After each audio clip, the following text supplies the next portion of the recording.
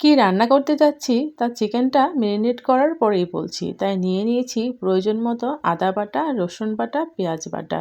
দিয়ে দিয়েছি লাল মরিচ বাটা, কাঁচামরিচ বাটা আর স্বাদ মতো লবণ। দিয়ে দিলাম কালারের জন্য হলুদ গুঁড়ো, দিয়ে দিচ্ছি জিরা গুঁড়ো আর গরম মশলার গুঁড়ো। এই সব কিছুই পরিমাণ মতো দিয়ে দিয়েছি। আর এখন মাংসটার সাথে ভালোভাবে মেখে নিচ্ছি। আর এখন রেখে দিব 2-3 ঘন্টার জন্য রেস্টে। হ্যালো এভরিওয়ান, আসসালামু আলাইকুম। Welcome to my channel Saima's kitchen.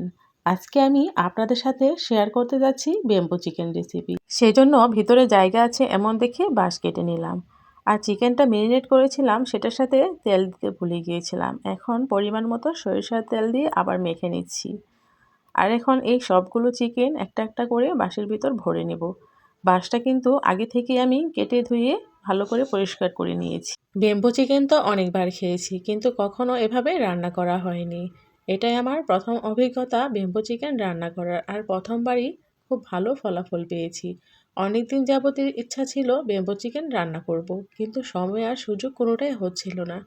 এবার সেই সুযোগটা হাতে এসেছে, গ্রামে এসেছিলাম তাই বেম্বু চিকেনটা ঝটপট রান্না করে নিলাম।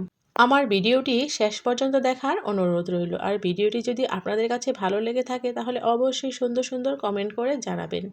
আপনাদের সুন্দর সুন্দর কমেন্ট আমাকে আরও উৎসাহ প্রদান করে এরকম ভিডিও দেওয়ার জন্য। এরকম আরও নিত্য নতুন ভিডিও পেতে অবশ্যই আমার চ্যানেলটিকে সাবস্ক্রাইব করে আমার পাশেই থাকবেন। প্রতিটা বাঁশেই মশলাসহ চিকেন খুব ভালোভাবে ভরে নিয়েছি। এখন ওপরের মুখটা আমি কলাপাতা দিয়ে বন্ধ করে দিচ্ছি। কলাপাতা আমি আগে থেকেই কেটে ধুয়ে রেখেছিলাম। আর এখন উপরের দিকটা আটার একটা ডো বানিয়ে সেটা দিয়ে ভালোভাবে বন্ধ করে দিব। তাহলে ভেতর থেকে কোনো কিছু বের হয়ে যাবার কোনো রিস্কই থাকবে না। আটা দিয়ে এভাবে বাঁশের মুখটা বন্ধ করে দিলে রান্না হওয়ার সাথে সাথে আটাটাও শক্ত হয়ে যাবে, তখন ভেতর থেকে আর কোনো কিছুই বের হতে পারবে না। আমার সবগুলো বাঁশের মুখ ভালোভাবে বন্ধ করা শেষ। এখন চুলোতে আগে থেকেই কয়লা ভালোভাবে গরম করে নিয়েছিলাম, তার উপর বাঁশগুলো দাঁড় করিয়ে দিচ্ছি। চুলাতে যথেষ্ট পরিমাণ আগুন আছে, এই আগুনেই বেম্বু চিকেনটা খুব ভালোভাবে রান্না হয়ে যাবে।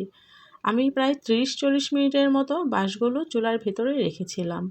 আর কিছুক্ষণ পর পর দেখছিলাম ঠিকভাবে হচ্ছে কিনা, একটু উল্টিয়ে পাল্টিয়ে দিয়েছি। চুলার আগুনটা নিভে যখন ছাই হয়ে গেছে তখন বাঁশগুলো আমি তুলে নিয়েছি। এখন বাঁশ থেকে উপরের আবরণগুলো ছাড়িয়ে নিচ্ছি আর ঢেলে দেখব চিকেনটা কেমন হলো। চিকেনগুলো ভালোভাবে সেদ্ধ হয়েছে দেখেই মনে হচ্ছে, আর ভেতর থেকে খুব সুন্দর একটা ফ্লেভার বের হয়েছে। অন্য বাঁশের চিকেনগুলো ঢেলে নিচ্ছি, ভেতরে কেমন হয়েছে তা দেখাচ্ছি। চিকেনটা খুব ভালোভাবেই হয়েছে। সবগুলো বাঁশের চিকেনই খুব সুন্দরভাবে সেদ্ধ হয়েছে। আর বাঁশটা অনেক বেশি গরম ছিল, তাই আমি একটা ন্যাকড়ার সাহায্যে বাঁশটা থেকে চিকেনগুলো ঢেলে নিচ্ছিলাম। চিকেনগুলো একদম মোমের মতো সিদ্ধ হয়ে গেছে। অনেক বেশি গরম ছিল তাই হাত দিয়ে একদম ধরতেই পারছিলাম না, কিন্তু এত লোভনীয় একটা ফ্লেভার বের হচ্ছিল তাই না খেয়ে থাকতে পারলাম না। অনেক বেশি টেস্টি হয়েছে। আপনারাও অবশ্যই এভাবে বাসায় একবার হলেও ট্রাই করে দেখবেন।